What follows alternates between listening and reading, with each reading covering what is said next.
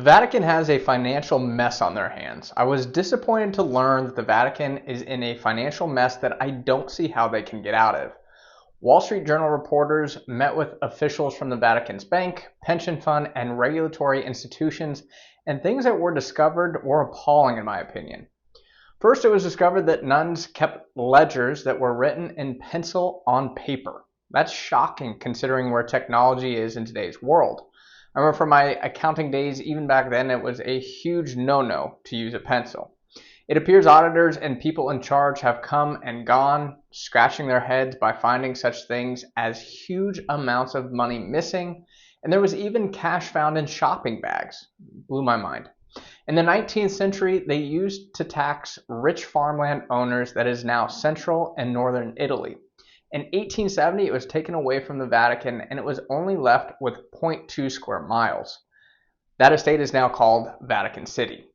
They do have investments including real estate, but no one seems to know the true value of those investments.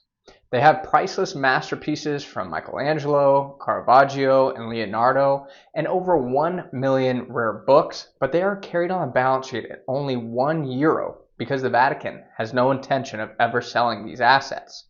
Unfortunately, they still have to pay large insurance premiums on them, which is obviously very costly. The pension plan had a €2 billion liability, which at this time, there's no way for them to fund that full pension.